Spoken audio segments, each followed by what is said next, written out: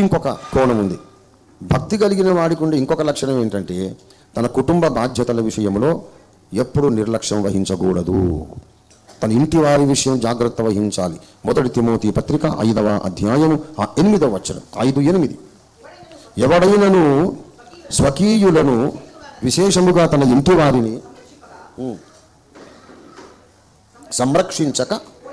సంరక్షించకపోయిన ఎడల, మన ఇంటి వారిని రక్షించకపోయిన ఎడల అనడం లేదు. రక్షించేవాడు రక్షకుడు యేసయ్య. మనం చేయాల్సింది ఏంటిది? సంరక్షణ. రక్షణ వేరు, సంరక్షణ వేరు. రక్షణ అంటే నరకం నుంచి తప్పించడం. సంరక్షణ అంటే అలా కూడు గుడ్డ వాళ్ళ సర్వైవల్ అంతా చూడాలా. పెళ్లి చేసుకుంటే పిల్లల్ని కానిస్తుంది, మరి వాడికి అన్నం ఎవడు పెట్టాలా? నాకు అవసరం లేదు, దేవుడు ఇచ్చాడు. నారు పోసిన వాడు నీరు పోయాడా?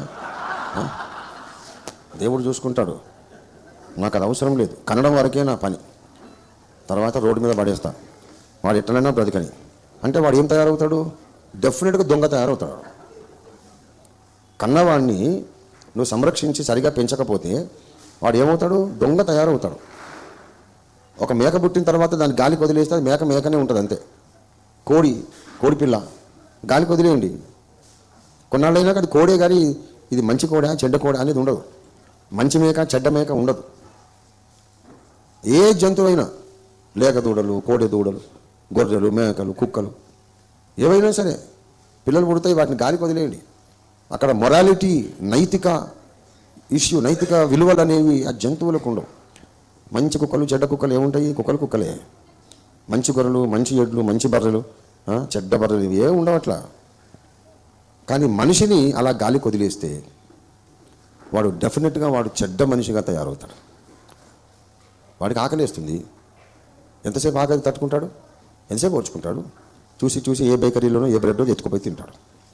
నాకు లేదు, నాకు అత్యవసరం, లేకుంటే చచ్చిపోతాను, అక్కడ కనబడుతుంది, అది ఎవరిదో నాకు అక్కర్లేదు. అందరికీ అన్నీ ఉన్నాయి, బాగా తింటున్నారు, విలాసంగా బ్రతుకుతున్నారు. నేనే దురదృష్టవంతుని, నాకు లేదు. కనీసం బ్రతకడానికి రొట్టె ముక్క లేదు. అక్కడ ఉంది, తీసుకొని తింటే తప్పే ఉంది. ఇది దొంగతనం అంటారు అని వాడికి తెలియదు, తీసుకుంటాడు.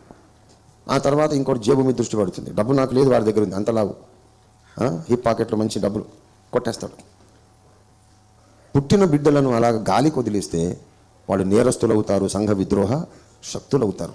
అందుకే తల్లిదండ్రులారా మీ పిల్లలను ప్రభు యొక్క శిక్షలోను బోధలోను పెంచు. ఇది తల్లిదండ్రుల బాధ్యత. కనగానే సరిపోదు. పిల్లలను ఏం చేసినా కొంతమంది చూస్తూ ఉంటారు మురిపెంగా. వాడు అల్లరి చేస్తుంటాడు, అన్ని వస్తువులు పాడు చేస్తాడు, ఎదురు రక్కుతాడు, గిచ్చుతాడు, చేస్తుంటే చెంప చెల్లు అనిపిస్తుంది నాకు. తల్లులను తండ్రులను పిల్లలంతా అల్లరి చేస్తుంటారు. బాబు తప్పురా, అల్లరి చేస్తా అని అనడం రాదా? నోరు పడిపోయిందా? వాడు చెడ్డ మాటలు మాట్లాడుతున్నాడు. మా కూడా చాలా తెలివండి, ఎన్ని మాటలు, అన్ని చెడ్డ మాటలు మాట్లాడుతున్నాడు. సిగ్గు లేకుండా మళ్ళీ మురిసిపోడు. ఎంత డెవలప్ అయిపోయాడండి వాడు. చాలా చాలా ధైర్యవంతుడండి, తెలివైనోడండి. మొత్తం వాడిని చెడగొట్టేస్తున్నారు. ప్రేమ అంటే పిల్లలు ఏం చేసినా ఏమనకుండా వదిలేయడం ప్రేమ కాదు. బెత్తము వాడని వాడు తన కుమారునికి విరోధి. ఒక శత్రువు చేయలేనంత డ్యామేజ్ నువ్వు నీ కొడుకుకో నీ కూతురుకో శిక్షించకపోవడం వల్ల చేస్తావు.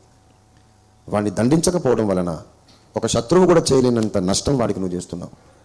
నువ్వు ప్రేమగల తండ్రిని అనుకోవచ్చు, ప్రేమగల తల్లిని అనుకోవచ్చు, కానీ నీ బిడ్డకు నువ్వు ఒక బద్ధ శత్రువులాగా ప్రవర్తిస్తున్నావు, వాడిని చెడ్డవాణిగా చేస్తున్నావు.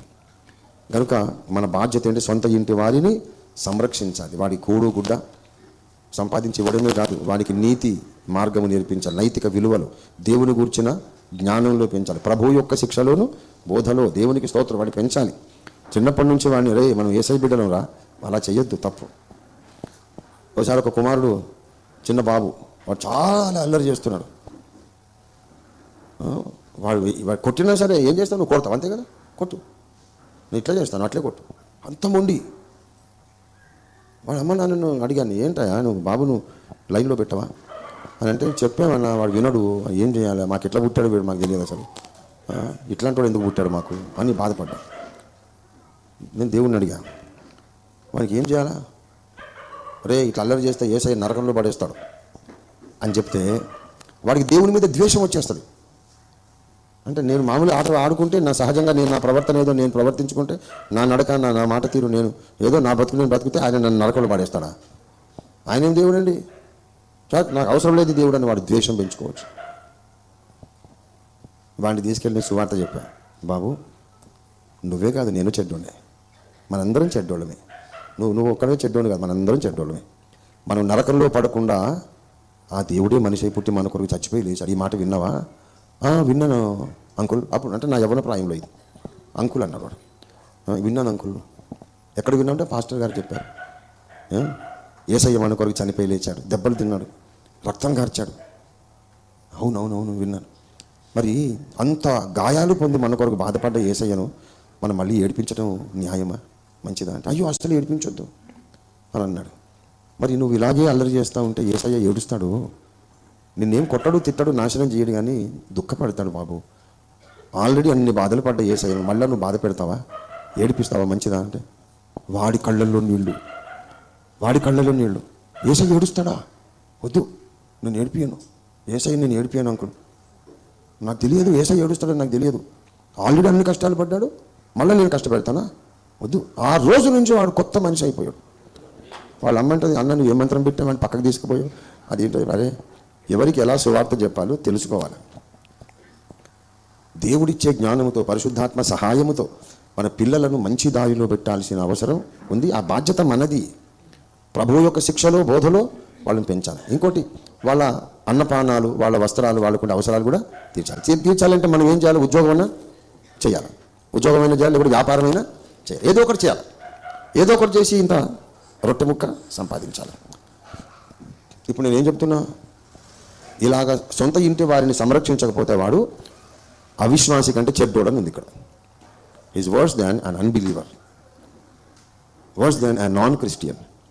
కనుక మనం మంచి క్రైస్తవులుగా ఉండాలంటే మన ఇంటి వారిని పోషించుకోవాలి, నైతిక విలువలు నేర్పాలి, వాళ్ళ మీద దృష్టి పెట్టాలి. అవును, ఇది చేయడానికి మళ్ళీ నేను ఉద్యోగం చేయాలి, వ్యాపారం చేయాలి, దానికి కొంత టైం ఖర్చు అయిపోతుంది. మరి సరే నా పిల్లలను పెంచడం మీద దృష్టి పెడతా సార్, టైం అంతా నా కొడుకును సరి చేయడమే సరిపాయి. నన్ను నేను ఎప్పుడు సరి చేసుకోవాలి? వాడికి తిండి కూడుగుడ్డ చూడడానికేమో నేను వ్యాపారం ఉద్యోగం చేయాలి. మరి నేను దేవభక్తిలో సాధన ఎప్పుడు చేయాలా? అన్నీ చెబుతున్నావు నువ్వు. ఏంటిది సార్, నీకు పిచ్చి పట్టిందా, లేకుంటే మమ్మల్ని పిచ్చోళ్ళని చేయాలని చూస్తున్నావా? స్వీయ పరిశుద్ధీకరణ అంటివి, పవిత్రీకరణ అంటివి, సంఘ సంస్కరణ అంటివి, సాతాన్ రాజ్యాన్ని కూల్చివేయాలి, దేవుని రాజ్యాన్ని రప్పించాలి, అన్నిటికీ కుదురుబాటు కాలాలా అని నోటుకొచ్చిందల్లా చెప్పిన గొప్ప గొప్ప మాటలు. ఆఖరికి వచ్చేమో మీ ఇంటి సంగతి పట్టించుకోవయ్యా. ఒక అంకుల్ అనేవాడు, ఎట్లనయ్యా ఓఫీర్, ఇంటిని చూడాలి, ఒంటిని చూడాలి, మింటిని చూడాలి, అన్నింటిని చూడాలి. ఎంత కష్టమయ్యా ఓఫీర్ బాబు అని. నాకు చాలా ఇష్టమైన అంకుల్ ఆయన, శాంసన్ అంకుల్ ఆయన పేరు. ఇటీవల దేవుని దగ్గరికి వెళ్ళిపోయారు. ఇంటిని చూడాలి, ఒంటిని చూడాలి, మింటిని కూడా చూడాలి, అన్నింటిని చూడాలి. ఎంత కష్టమయ్యా జీవితం అని అనేవాడు. అలాగే మరి ఇప్పుడు ఏం చేద్దామంటే ఏం లేదు సార్, టైం అయిపోయింది, కూటం ముగించు.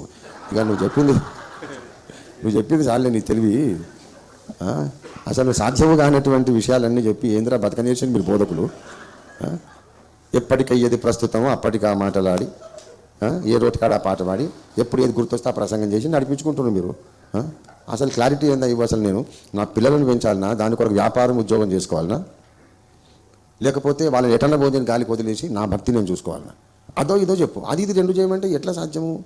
కానీ బైబిల్లో ఈ రెండు ఉన్నాయి. నీ ఇంటి సంగతి చూసుకో, పని చెయ్యని వాడు భోజనమే చేయొద్దన్నాడు, అన్నాడు లేదా? పని చెయ్యని వాడు ఎవడు భోజనం చేయొద్దు. 2వ తెస్సలోనిక పత్రిక 10వ వచనం, 3వ అధ్యాయం 10వ వచనం, 2వ తెస్సలోనిక 3:10. మరియు మేము మీ యొద్ద ఉన్నప్పుడు ఎవడైనా పని చెయ్యని వాళ్ళని ఎడలా వాడు భోజనము చెయ్యకూడదని. ఎంత స్ట్రిక్ట్ ఆర్డర్ చూడండి. अगर खाना है तो कुछ काम करो, जो काम नहीं करता है वो खाना नहीं खाने का काबिल नहीं हो. मेहनत करना, काम करना कुछ ना कुछ, नहीं तो खाना नहीं मिलेगा तुम्हें. नहीं खाना, తిండి తినడానికి కాబిల్ కాదు నువ్వు, కష్టపడి పని చేయాలి. అవును, కష్టపడి పని చేసుకుంటే రోజు 8 గంటలు పని చేసి ఇక మళ్ళీ నన్ను నేను పవిత్రపరచుకోనేది ఏముంది? నన్ను నేను పవిత్రపరచుకోవడం ఏంది సార్? 8 గంటలు 10 గంటలు కష్టపడి ఇంటికి వచ్చి మొద్దు నిద్రపోతున్నా. ఇక పాపం చేయడానికి ఓపిక లేదా? ఇక పరిశుద్ధపరచుకోవడం ఏముంది? ఇంకేం పాపం చేస్తాను నేను? ఇదంతా అసలు నీ టీచింగ్ అంతా గలతున్నది. నీదంతా ఏదో ఒకటిగా చెప్తుంటారు మీరు. ఒక ఆదివారం వస్తేనేమో పని చేయమంటాడు, ఒక ఆదివారం వస్తేనేమో పని లేదు ఒట్టిగానే ఫ్రీ సాల్వేషన్ అంటాడు, ఒక ఆదివారం వస్తేనేమో నీ ఇంటోళ్ళని చూసుకుంటాడు, ఇంకో ఆదివారం వస్తేనేమో నా యుద్ధకు వచ్చి తన తల్లిని తండ్రిని భార్యను పిల్లలను ద్వేషించని వాడు నా శిష్యుడు కాదంటాడు. అరే అన్నీ ఉంటాయి బైబిల్లో. మీ బోధకులు బతకడానికి దేవుడు రాసినట్టుంది. ఇది క్లారిటీ ఉందా? ఇది ప్రతిష్టంభన, ఒక డెడ్ లాక్ అన్నమాట. దీనికి పరిష్కారం ఏంటి? దీనికి పరిష్కారం ఏంటంటే నీవు చీలిపోవాలి.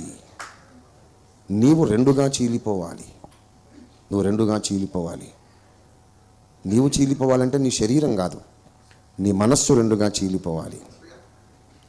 మనస్సును అనేక అంశముల మీద ఏకకాలములో లగ్నము చేయడం, మన దృష్టి, మన శ్రద్ధ, మన ఏకాగ్రత అనేక అంశముల మీద ఏకకాలంలో కాన్సన్ట్రేట్ చేయడాన్ని అవధాన ప్రక్రియ అంటారు. నేను ఒక సగర్వంగా అతిశయంతో ఒక మాట చెప్తాను.